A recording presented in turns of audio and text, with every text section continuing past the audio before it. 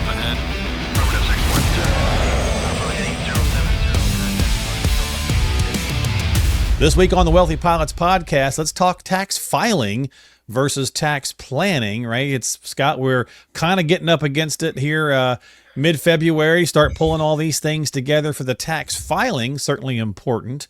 But we also want to think about, tax prep, not just for this year. We talked about that often, but, future years as well. So let's run down some things for people to kind of check off that list, but also, thinking of a little ahead as well. So how you doing, my friend? You doing all right? Fantastic. How about you? Doing pretty good. We're taping today after the big game because you can't say the SB anymore without them wanting money. Oh, really? Is that a trademark thing? Yeah, you're not supposed to say SB in full term or whatever. But oh wow, pretty boring. Bowl that is super. Yeah, that's right. Yeah, nice. It's kind of boring. So hopefully, if you got together with friends and family, hopefully it was a good time. All that kind of stuff. Yeah, it was a real display of field goal kicking there for a while.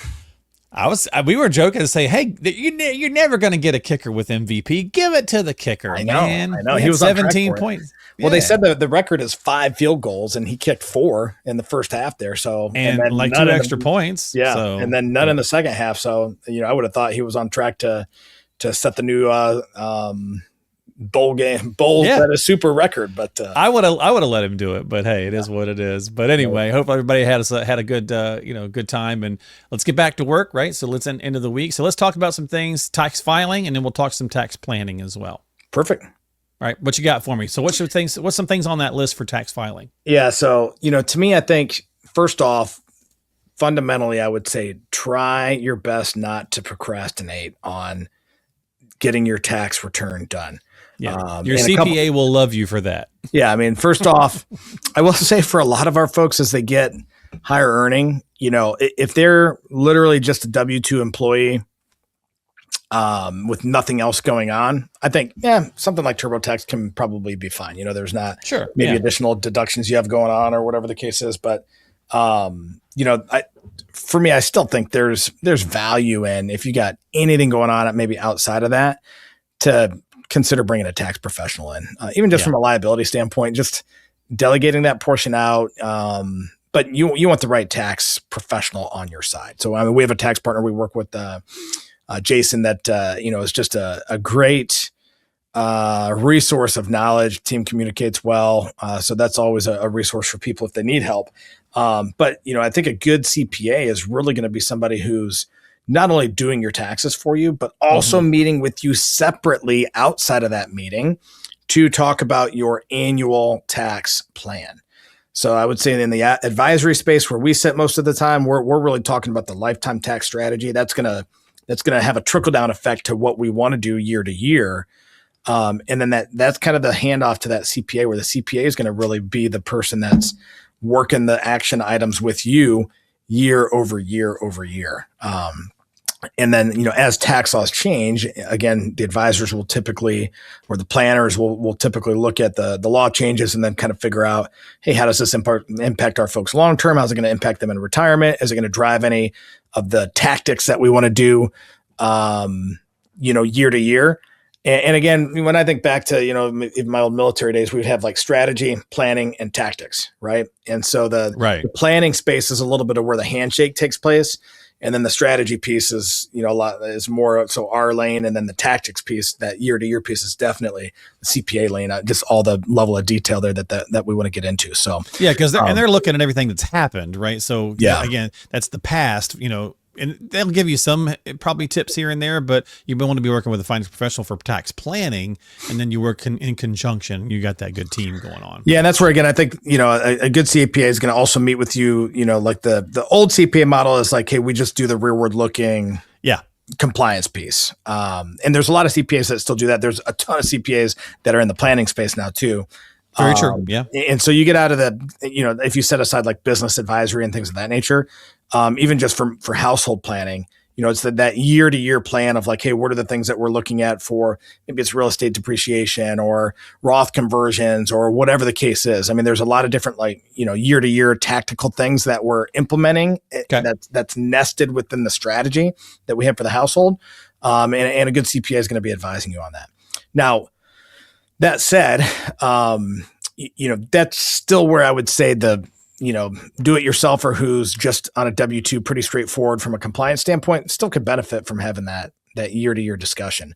Because again, as our pilots' careers grow, many of them do want to start getting into different, whether it's real estate or other businesses. And it's nice to have that relationship in place that you can start to build that into your plan versus you're chasing it after the fact. Now, the other piece I'll say about procrastination is making sure that you're not running yourself up to the deadline to the last minute, right? Because that's when bad decisions and omissions tend to happen. And then I think people will, extend themselves, and then you got an extension, and you got to deal with that. And well, and is filing an extension huge? I mean, if you don't owe a lot of money, it's not a huge deal. If you owe money, it can be a problem. But I would say that we really want to be conscious of, more than anything, making sure that we're not starting to fall behind. I mean, I've had people come through our doors here. It's rare, but I've had people come through the doors here that, they're behind a couple of years on taxes. And, if you ask them like, what's going on, there's nothing really going on. It's just chronic procrastination. And then obviously as that starts to grow on you, it's like my dad's barn, the more full it gets, the less likely he is to clean that sucker out, Yeah. And find what he's looking for when he actually needs it. So. For sure. Yeah. And so, there's that portion of it that the key takeaway there is like, hey, one thing, just don't procrastinate. Get on it.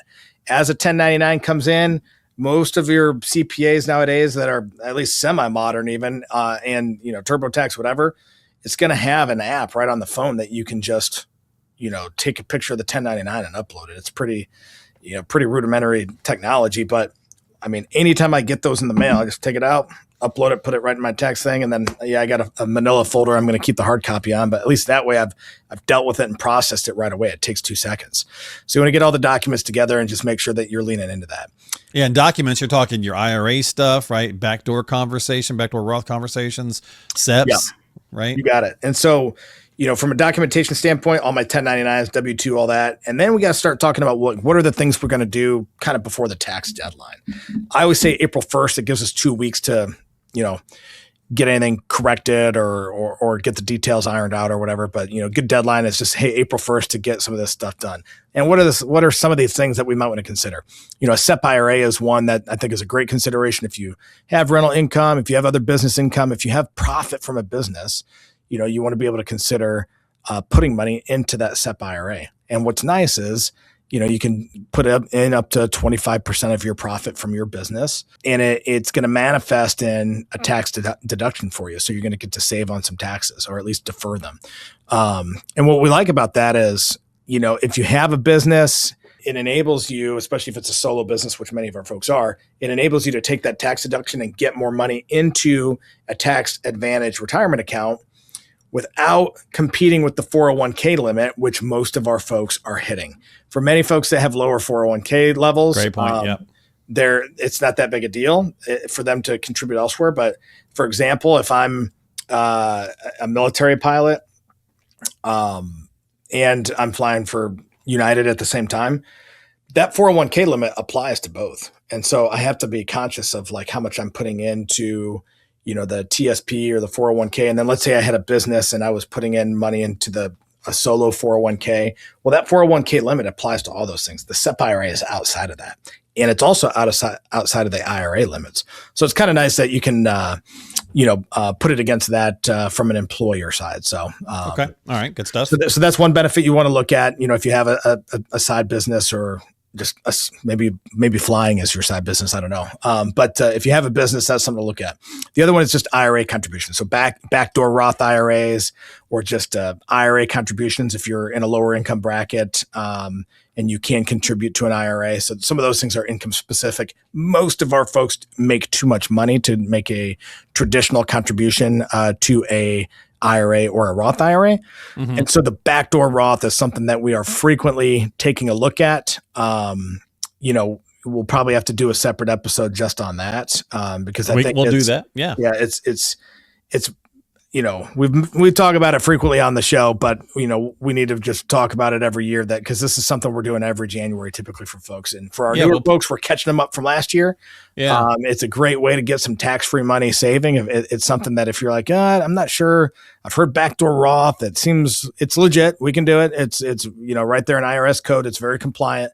It's got that weird name, but it's totally it's above board. So we'll do a bit more of a deeper dive breakdown on that. Yeah, we'll break that one down a little further, but this is the time of year to be getting those done as well.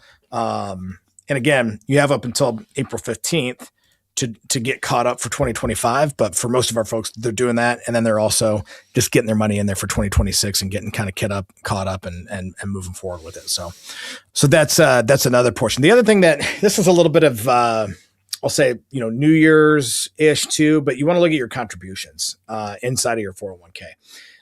Again, just, a lot of the employer contribution may have increased from last year to this year. So that's one part of it. Now, the other thing that these pilots will need to take a look at least, something to look at when they get their return would be when they get their return back is to look at the withholdings that you're doing, right? So if I'm getting a big refund, I might be withholding too much. And again, that's a tax-free loan to the government. I don't want to do that. And so that's something that we want to get dialed in. We don't want to necessarily owe a bunch at the end of the year. I mean, I guess you can do that if you feel comfortable from a cash standpoint, but you can run into some other issues with that. But CPA friend and told me years ago, it's like, try to shoot for the $1,000 mark one way or the other, right? Whether either you owe them $1,000 or they owe you. That way it's not a big chunk of money either direction, because, it's just, you don't want, to your point, you don't want to just give them that tax-free loan. Now that probably brings me to my final point here, Mark, which is really around taking time to review the return, right? Normally,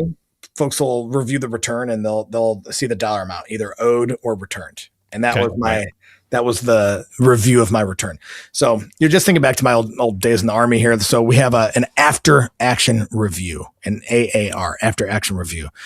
Basically, all we're doing here is taking a minute to look at the mission or the training event or whatever we had going on, and then figuring out like, okay, what went well, or what was supposed to happen, what did happen, and what are some sustains and improves. So that's kind of the format of the AAR.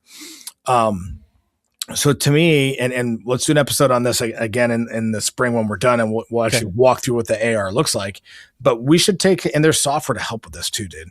And with GPT now, there's different things out there that can really help. And, at a minimum, we should take our tax return and we should plug it into some of the technology that's out there, and we should start to break down our 1040 and start to look at what are some things that I can do. And the software that, at least the software we use, is going to, really run it through a checklist that's going to make it easy for us to know, am I doing everything I can do? Right. Cause probably 90% of the pilots we bring on board, Mark, can be doing more, from Backdoor Roth or whatever the case is, that one alone is one that most people are not doing that they should be and could be doing. So that there's generally some low hanging fruit that we want to look at the tax return. We want to do an analysis on it, and then we want to compare it against the current tax law, and then start to do a gap analysis basically of what should I be doing or what could I be doing versus what I am doing, and then close that gap. And there's some times where, hey, we're not necessarily going to be able to save you money on your tax return. If you're just a W-2 employee, right? There's not much you can do with the standard deduction being where it's at and just how the tax code is written. However, it doesn't mean that there's nothing we can do in terms of, using that knowledge and insight to still look at the overall tax strategy and that long-term tax plan and make sure we're setting up ourselves where, hey, when I'm 65 and I retire, I'm very, very happy with where I landed. Not just with an account balance standpoint, but with the disposition of my dollars and what that is going to mean to the tax, reality I'm going to face in retirement. And so that's something that we really want to try to get our arms around now and get that strategy mapped out, get the plan mapped out year to year, and then ultimately the annual tactics to deliver that. And so, that insight we can get from reviewing a tax return is going to tell a really good story on what are the things we can do, like what can we do for tax loss harvesting and non-401k accounts. Do we need to be saving in pre-tax only, or should we have some in Roth? Yeah. All those kind of things, kind of come together, and it's pretty easy to look at all the inputs and then kind of bring them together and project out a plan, and then just tweak it a little bit to make a percentage or so improvement that over time compounds and drives a significant efficiency for you. Well, at the end of the day, if you're not having these conversations with your financial professional and you don't have a financial team on your side, you can be missing out a lot, right? We get so focused on the income and what we're making and what we're putting away for retirement, we often lose track about how to be more efficient from a tax standpoint, and that can certainly make or break a lot of retirement. So at the end of the day, you want to have those conversations and you want to run that stuff down. So if you need some help with that, reach out to Scott and the team, get started today, and sit down and have those chats for yourself. We got links in the show descriptions down below, so you can reach out to him online at retireairlines.com. That's retireairlines.com. Don't forget to subscribe to the podcast on Apple, Spotify, and of course YouTube, and leave us a comment down below if there's something you'd like to talk to us about or talk to Scott about, or something you want to debate back and forth on a little bit as well when it comes to some of these things. So hit us up in the comments down below. Scott, my friend, thanks for breaking it down, brother. All right. Have a great day. We'll see you soon. We'll see you next time here on the Wealthy Pilots Podcast. And if you want to get started, check out the toolkit from Scott. Molly will come on here and tell you how. Hey everyone, real quick, if you haven't grabbed Scott's Financial Flight Control Toolkit yet, now is the time. This is packed with tons of helpful resources and tools like this, Scott's book, The Dichotomy of Wealth, which is a pilot's guide to maximizing wealth and cash flow in retirement. You also get access to some great guides like this one, Advice Matters, which breaks down 4 key ways a good financial advisor can help you boost your returns over time. And guides like this one on the pitfalls of emotions when it comes to investing, and this one on the HCM byline investment strategy, and more. So if you'd like your very own Financial Flight Control Toolkit, just click the link in today's show description, and Scott and the team will be happy to get one sent your way at absolutely no cost to you.